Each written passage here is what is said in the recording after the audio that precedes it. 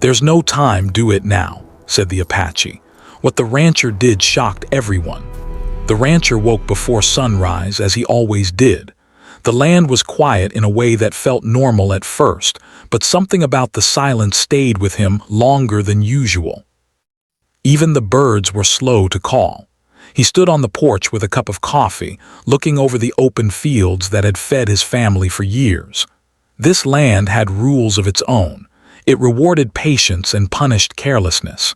He had learned that the hard way. The ranch sat near the edge of wide, open territory where roads faded into dirt and fences mattered less than weather. People around here trusted routine. They believed that if you did the same thing every day, tomorrow would look the same. The rancher believed that too until that morning. As the sun climbed higher, the heat came faster than usual. The air felt thick, pressing against his chest. The horses were restless. One refused to drink, another paced the fence line. He noticed it, but like most people who work land for a living, he pushed the feeling aside. Animals had moods, days changed, work still had to be done. By midday, dust rose on the far trail. Visitors were rare. Anyone who came usually called ahead or arrived with noise and laughter. This rider came alone, quiet, steady. The horse moved like it knew where it was going. The rancher wiped his hands on his jeans and watched as the rider drew closer. The man was Apache, dressed simply, sitting straight in the saddle. His eyes were sharp but calm, not hostile. He did not smile. He did not wave. He stopped a short distance away, as if crossing closer without permission would be wrong. The rancher felt his heart beat harder, not from fear exactly, but from surprise. There was no reason for this man to be here. No trade, no request, no conflict that he knew of. Still, something in the man's posture demanded attention. The Apache dismounted slowly. He did not tie his horse. He walked forward with purpose, like time itself was pushing him. "You need to do it now," the man said. The rancher blinked. "Do what?" "There's no time," the Apache replied. His voice was low, firm, and urgent. "Do it now." The words landed heavy. Not loud, not dramatic, just heavy. The rancher waited for more, but the man said nothing else. He looked past the rancher toward the buildings, the fields, the distant hills. "Slow down," the rancher said, trying to keep his voice steady. "What are you talking about?" The Apache shook his head once. "If you wait, it's too late." That was all. The rancher had lived long enough to recognize many kinds of lies. This did not sound like one. The man was not asking for money. He was not warning of a known threat. He did not seem confused or angry. He seemed certain. "Why are you telling me?" the rancher asked. The Apache met his eyes for the first time. There was no fear there, only urgency and something close to responsibility. "Because you will listen," he said. The rancher did not know why, but his throat tightened. He had never met this man. Still, something about the way the words were spoken made them hard to ignore. Before the rancher could ask another question, the Apache turned back toward his horse. He mounted quickly, like every second mattered. "Wait," the rancher called. "At least tell me what's coming." The Apache paused just long enough to look back. "You already feel it," he said. Then he rode away, dust rising behind him. The rancher stood there long after the rider disappeared.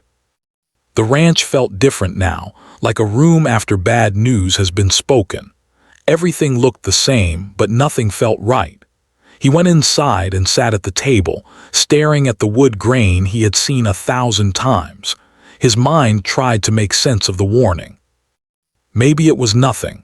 Maybe the man was mistaken. Maybe it was a test, but the words kept repeating in his head. "There's no time, do it now." He thought about the land, the animals, the strange quiet of the morning, the heat that came too fast.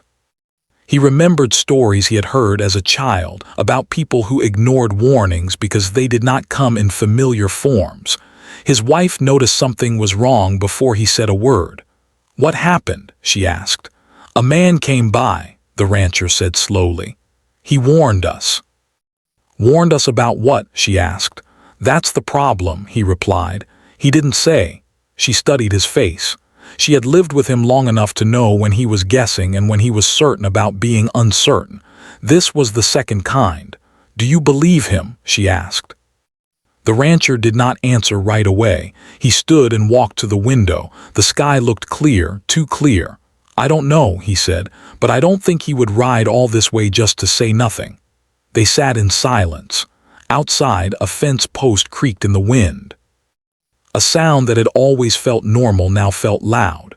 By late afternoon, the rancher noticed more signs he could not explain. The cattle grouped together, refusing to spread out. A hawk circled but did not land. Even the air smelled different, dry and sharp. He thought about the Apache's eyes, calm but urgent, like someone who had seen this before. Neighbors drove by, waving. Life around him continued as usual. That made the choice harder. Leaving without a clear reason would look foolish. People would talk. They might say he panicked. They might say he lost his nerve. The rancher had built his life on this land. Walking away, even temporarily, felt like betrayal. But staying, if the warning was real, could cost far more. He went to the barn and ran his hand along the wooden beam he had fixed years ago. Every mark on this place carried memory, births, losses, hard seasons survived. "There's no time," he whispered to himself. That night sleep did not come easily. He listened to the wind, the distant sounds of the land. Each noise felt sharper, closer. His mind kept circling the same thought. What if this was the one time ignoring a stranger meant losing everything? Before dawn, he made his decision. It was not loud or dramatic. It came quietly, like the final piece settling into place. He would act, not because he understood the warning, but because he trusted the urgency behind it. As the first light touched the fields, the rancher stood again on the porch. The land looked peaceful, almost gentle. That made the decision harder but also clearer. Some choices are not about proof. They are about listening. And he had listened. The rancher did not announce his decision right away. He spent the early morning moving through the house quietly, watching his family as they slept. The soft breathing of his children and the steady presence of his wife made his chest feel tight. He knew that once he spoke, nothing would feel normal again. When the sun rose fully, he gathered everyone at the kitchen table. His voice was calm, but his hands were not. He placed them flat on the wood, grounding himself. "We're leaving today," he said. The words fell heavy. No one spoke at first. Then his wife looked at him, searching his face for humor, for exaggeration. She found neither. "Leaving?" she asked. "For how long?" "I don't know," he answered honestly, "but we need to go now." The children looked confused. One asked if it was a trip. Another asked if they had done something wrong. The rancher shook his head and tried to smile, but it did not quite reach his eyes. "There's danger," he said. "I can't explain it well, but I feel it in my bones." His wife held his gaze. "Is this because of the man yesterday?" He nodded. She took a breath. She did not like unanswered questions, but she trusted her husband's judgment. She had seen him face storms, loss, and long seasons of failure without panic. If he was asking them to leave everything behind without proof, then something inside him was certain. "All right," she said quietly. "Tell us what to do." The rancher felt a wave of relief. He stood and began giving instructions. Only essentials. Clothes, documents, water, food, no arguing, no delays. As the house filled with movement, doubt crept in. He could hear his own thoughts questioning him. What if he was wrong? What if this cost him his reputation, his land, his neighbors' respect? Outside, the day looked peaceful, too peaceful. Workers arrived as usual, expecting another normal day. The rancher gathered them near the barn. Their faces shifted from confusion to concern as he spoke. "I need you all to leave," he said. "Take the day off, go somewhere safe." One man laughed nervously. "Safe from what?" "I don't know," the rancher replied, "but I won't forgive myself if I ignore this feeling." Some argued, some thought he had lost his mind. A few saw the seriousness in his eyes and did not question him. Slowly, they left. Word traveled fast in small communities. Neighbors came by, asking questions. One accused him of overreacting. Another suggested he was trying to avoid work or taxes. The rancher listened but did not defend himself. By midday, the trucks were packed. Animals were left behind with extra water and open gates, a choice that hurt him deeply. He promised himself he would come back. As they drove away, he looked in the mirror. The ranch grew smaller, still and silent. His chest ached, but he did not turn back. They stopped miles away on higher ground near an old road. The rancher chose the spot carefully. He had no plan beyond distance. Hours passed. The children grew restless. His wife tried to distract them. The rancher watched the horizon, waiting for something he could not name. Then the air changed. The wind picked up suddenly, carrying a sharp smell. The sky darkened in a way that felt unnatural. Far away, a low sound rolled across the land, deep and steady. Others noticed it too. Cars stopped along the road. People stepped out, pointing, whispering. "What is that?" someone asked. The rancher did not answer. His heart pounded, not with fear now, but with recognition. Whatever was coming, it was real. From their position, they could see a distant area near the ranch. Movement, smoke, confusion spreading fast. Sirens wailed in the distance. His wife reached for his hand. "You were right," she whispered. He shook his head. "I didn't know," he said. "I just listened." As news traveled, people realized how close they had come to being trapped. Roads closed. Panic followed. Those who had laughed earlier now searched for answers. The rancher stayed where he was, holding his family close. He felt no pride, only gratitude. Somewhere out there, the Apache's words echoed again. "There's no time. Do it now." And this time, the meaning was clear. The ranch stayed empty while the danger moved closer. From a distance, it looked calm, almost untouched, but that calm was false. The land was changing minute by minute, even if most people did not see it at first. Those who had stayed behind went on with their day. Some finished chores. Others sat on their porches, talking and laughing. A few remembered the rancher's sudden departure and shook their heads. One man joked that fear had finally caught up with him. Another said the rancher had always been strange. But slowly, small things began to feel wrong. The wind shifted again, stronger this time. It did not blow steadily. It came in sharp bursts, then stopped completely. Dust swirled low to the ground like it was searching for something. Animals grew restless. Dogs barked without reason. Birds flew away from the area in sudden waves. A woman hanging clothes noticed the sky had changed color near the hills. It was not dark like a storm, but thick, heavy, and dull. She felt uneasy and went back inside. A truck stalled on the dirt road near the ranch. The driver tried to restart it, but the engine only coughed and died. He stepped out, annoyed, then stopped when he smelled something sharp in the air. He looked around, confused, and for the first time afraid. By then, the rancher and his family were far enough away to see everything without being inside it. From higher ground, the land looked like a wide picture slowly being erased. Smoke rose in places where nothing had been before. Movement spread fast, faster than anyone expected. The rancher stood still, his eyes fixed on the direction of his home. He did not speak. His wife knew better than to interrupt his thoughts. She could see the weight settling on him, not relief, not fear, but a quiet sadness for everything left behind. Cars crowded the road near them. People who had ignored early signs were now trying to escape. Some recognized the rancher and stared at him, surprised to see him calm while others panicked. "Why are you already here?" one man asked him. "We left early," the rancher answered. "Why?" the rancher paused. "Because someone warned me." The man frowned. "Warned you about what?" "I didn't know," he said. The man shook his head and hurried back to his car. As time passed, the situation grew worse. Authorities arrived too late to stop the spread. They focused on guiding people away and keeping order. Roads closed one by one. Communication failed in some areas. From where he stood, the rancher could see his land clearly now. Smoke drifted across the fields. The barn roof was barely visible through the haze.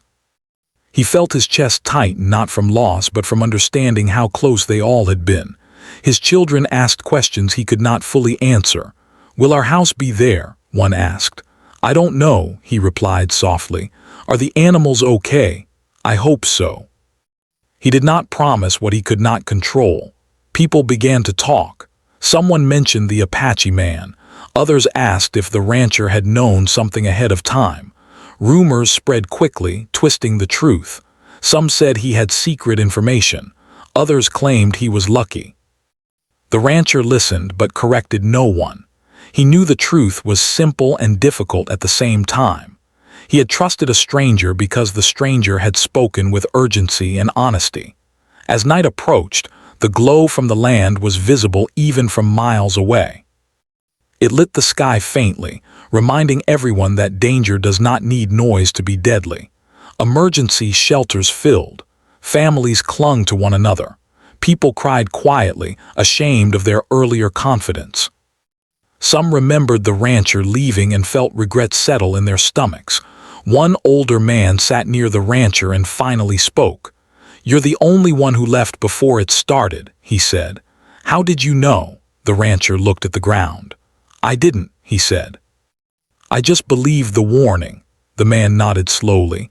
"Most of us don't listen until it's too loud." That night the rancher barely slept. Every time he closed his eyes he saw the Apache's face. Calm, certain, responsible, not dramatic, not fearful, just aware. He wondered how many times warnings had been ignored because they came from unexpected voices. Morning brought clearer skies, but the damage was already done. News spread fast. People counted losses, measured distance, and shared stories. Again and again the same question came up.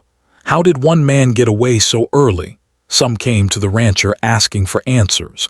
Others came with quiet apologies. A neighbor who had laughed earlier now stood with his hat in his hands. "I thought you were overreacting," the man said. "I was wrong." The rancher placed a hand on his shoulder. "We all think that sometimes," he said, "until it's real." As authorities reviewed the area, they confirmed what many had feared. The land near the ranch had been directly affected. Staying would have been dangerous, possibly deadly. The rancher closed his eyes when he heard the news. He felt gratitude again, but also something deeper, a responsibility to speak honestly about what happened. He told the story the same way every time. No changes, no drama, just the truth. "A man came," he said. "He said there was no time." I listened. Some people asked where the Apache was now. The rancher shook his head. "I don't know," he said. "He did what he came to do." In the quiet moments, the rancher realized something else. The warning had not been meant to frighten him. It had been meant to move him. And because he moved, others survived too. Those who followed, those who escaped later, those who learned. What everyone missed at first was not the danger itself. It was the chance to listen before the danger spoke louder than words. And that truth stayed with them long after the land fell silent again. The morning after the danger passed, the rancher stayed on the high ground with his family. From there, he could see the land clearly.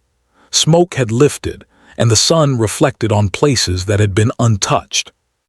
But some areas were scorched, fences broken, and fields ruined. He felt a quiet sorrow for the life he had left behind, the animals, the barns, the crops, and the familiar quiet that had always comforted him. He knew that no one could fully understand the relief he felt. Many had lost everything, while he and his family had survived simply by listening. Word of what happened spread quickly. Neighbors, friends, and strangers came to see the rancher, curious about how he had escaped what had caught others by surprise. Some came with questions, some with sympathy, some with disbelief. The rancher answered with calm honesty. "I listened to a warning," he said. "I don't understand it all. I just chose to trust it." Authorities began investigating the events. Engineers, reporters, and emergency responders walked through the affected area. They documented the damage.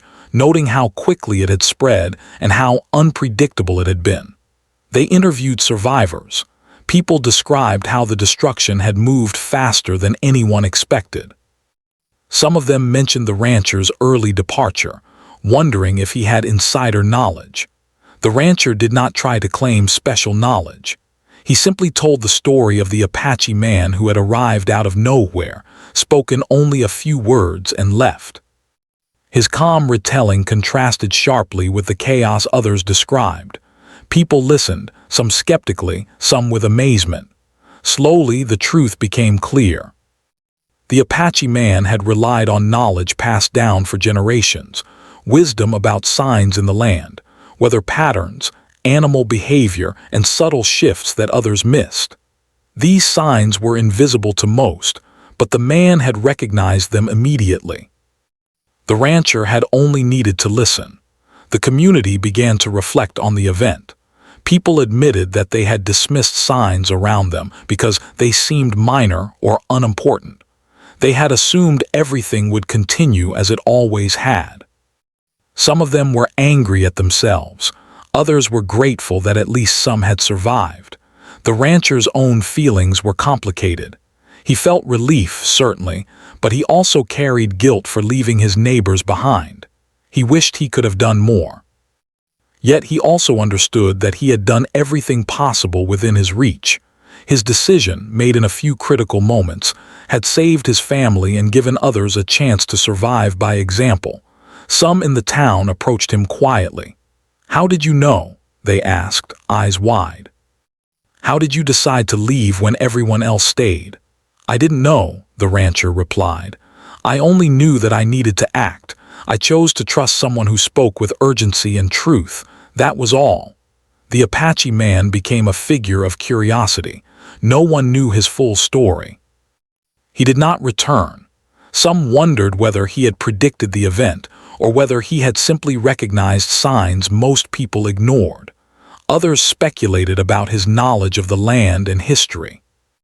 The rancher respected the man's privacy and never revealed his name, but he often thought about him. He understood that his own survival had depended on recognizing someone else's wisdom, even without proof. In the days that followed, the rancher helped wherever he could.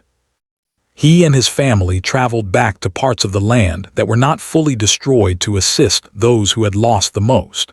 His calm demeanor and clear recollection of events inspired trust.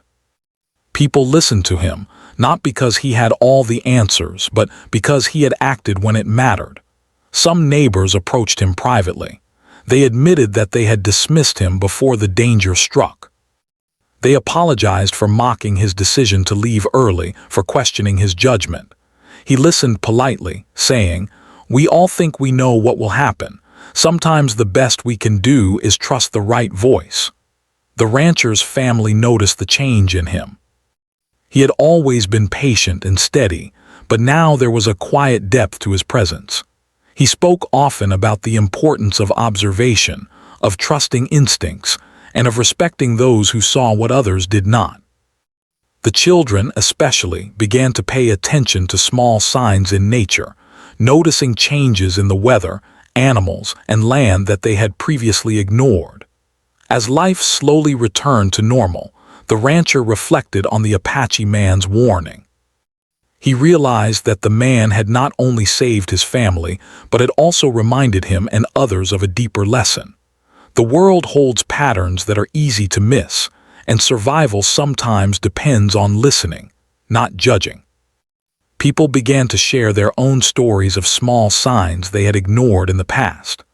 A farmer who lost part of his harvest admitted that he had seen unusual changes in the soil but ignored them. A neighbor who had stayed behind recounted that animals had behaved strangely, but he had assumed it was normal. These conversations helped the community learn, slowly changing the way they approached the land and their lives. The rancher continued to speak carefully about what had happened, always highlighting the Apache man's role.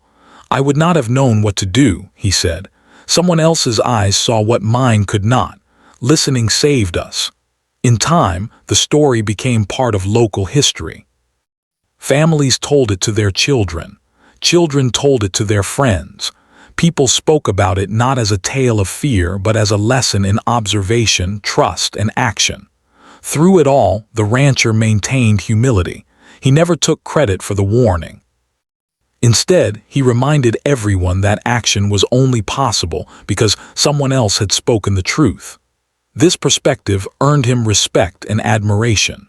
People were shocked not only by the danger, but also by how quietly and effectively the rancher had acted. Even months later, he thought about the Apache man. He wondered if the man had seen similar events elsewhere, if he had been guiding others, or if this was a rare moment where knowledge and instinct intersected. Whatever the answer, the rancher felt gratitude. He carried the lesson forward in every decision, teaching his children to trust both the land and the wisdom of others. In the end, the real shock to the community was not the event itself. It was that one person, by acting on trust and courage, could survive what so many others could not. And that survival was a quiet, powerful reminder that listening carefully, observing deeply, and acting decisively can change the course of lives. The rancher's actions became a story of reflection and respect. People began to recognize that danger is not always obvious, that warnings may come from unexpected sources, and that those who act with careful attention can make the difference between life and loss. He never forgot the Apache man. The words "there's no time, do it now" stayed with him. They reminded him that moments of clarity are rare, and when they appear, hesitation can be costly. Listening, he realized, was not passive, it was responsibility. And through his calm and decisive actions, the rancher transformed his own life and set an example that would be remembered long after the dust settled. The rancher stood on the hill, watching the sunrise paint the land in gold and pink. After the disaster, everything looked calm, almost peaceful, but he knew the truth beneath the quiet. The land had changed. Fields had burned, fences had fallen, and some barns were reduced to ash. Yet amidst the destruction there was also hope. Hope because he and his family had survived, and because there was still life left to rebuild. He thought about the Apache man. He never returned, never sought recognition, and never asked for thanks. Yet the man had changed the course of many lives. The rancher often reflected on the exact words, "There's no time, do it now." He realized that those words were not just a warning, they were a lesson about trust, awareness, and the courage to act when others hesitate. The rancher gathered his family and walked back toward the outskirts of the land. The journey was slow. Every step reminded him of what had been lost, but also of what remained. The children asked questions, some innocent, some serious. "Will the animals be okay?" one asked. "I hope so," he said honestly. "We will do our best to help them." His wife placed a hand on his shoulder, showing quiet strength. She had witnessed his careful thinking, his courage, and his determination. She understood that surviving the moment was not enough. Rebuilding their lives and their land would take even more effort.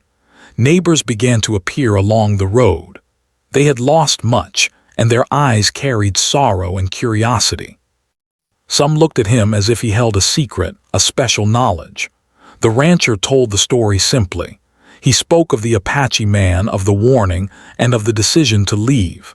He emphasized that he had acted without complete understanding, guided only by trust and urgency. People listened with a mixture of awe and humility. They asked questions, but he answered only what he knew to be true. No exaggerations, no dramatics, just honesty. Over the next few days, the rancher worked alongside his neighbors. Together, they repaired fences, cleared debris, and made sure livestock was safe. His calm presence inspired others. They trusted his judgment, not because he was braver than them, but because he had acted decisively when action mattered most. The community slowly began to understand that survival depended not just on luck, but on listening to the right warnings and acting upon them immediately. The rancher became a quiet teacher. He shared his experiences without pride, guiding others to observe the land carefully, respect natural signs, and value the insights of those who understood them. People started sharing their own stories. Some admitted they had ignored signs, an unusual smell in the air, animals behaving strangely, or small changes in the landscape that went unnoticed. Others spoke about how they had mocked early warnings or dismissed advice from strangers. The rancher listened. He did not judge, instead he offered perspective. "We all miss things sometimes," he would say. "The important part is to recognize them and act before it's too late." The children learned quickly. They noticed patterns in the clouds, the way birds moved, and the behavior of livestock. They understood that paying attention could save lives. The rancher encouraged their curiosity, telling them that wisdom often comes from quiet observation rather than loud words. Months passed, and the rancher's land slowly recovered. The barns were rebuilt stronger than before. Fields were replanted. Fences were repaired and animals returned. Yet even as he rebuilt, the memory of the Apache man's warning remained vivid. It was a reminder that life often presents brief, critical moments where decisions matter more than knowledge. The community, once skeptical, now held the rancher in deep respect. They marveled not only at his survival, but also at how calmly and deliberately he had acted. They realized that courage was not about confronting danger directly, but about listening, trusting, and taking timely action, even when others doubted you. Local reporters came to hear the story. They wanted headlines, drama, and excitement. The rancher gave none of that. He told the truth simply. "A man warned us," he said. "I acted because I had no other choice. That's all." Some journalists were frustrated, expecting sensational details, but others understood the depth of the lesson. The story was not about heroism in the usual sense. It was about awareness, responsibility, and human connection, the wisdom of someone who had seen the world carefully and the courage of someone who listened. As the year continued, the rancher's story spread beyond the local area. People told it in neighboring towns, at community meetings, and in classrooms. It became an example of how paying attention and acting on urgent advice could prevent tragedy. Parents used the story to teach children about observation and responsibility. Farmers used it to encourage careful attention to their animals and land. Yet despite the attention, the rancher remained humble. He never sought praise or recognition. He always pointed to the Apache man, saying, "He spoke first. He knew. I only acted." One evening, as the sun set over the restored fields, the rancher reflected on the months since the warning. He realized that the event had changed more than just his family's immediate survival. It had changed how he approached life. He had learned to trust instincts, to act decisively when time was short, and to value the insights of others, even strangers. The children sat beside him, quietly watching the sky. "Do you think the man will come back?" one asked. "I don't know," the rancher said. "Perhaps he will, perhaps not. What matters is what we do with what we learn." His wife rested her head on his shoulder, and they watched the light fade over the land. He felt gratitude not just for survival, but for the lesson that came with it. Life had given him a chance to see the importance of awareness and trust, and he intended to carry that lesson forward for the rest of his days. The story of the rancher and the Apache man became a quiet legend in the region. People spoke about it not as a tale of danger, but as a lesson in timing, listening, and responsibility. Communities began to pay more attention to subtle signs around them, and families learned the value of acting quickly in the face of uncertainty. And though the Apache man never returned, his brief presence had left an enduring impact. The rancher knew that the man's knowledge had saved lives, including his own. He also understood that courage was not just in facing the visible danger, it was in recognizing hidden warnings, trusting what might not be clear, and acting decisively to protect those you love. Years later, The rancher shared the story with his children and grandchildren.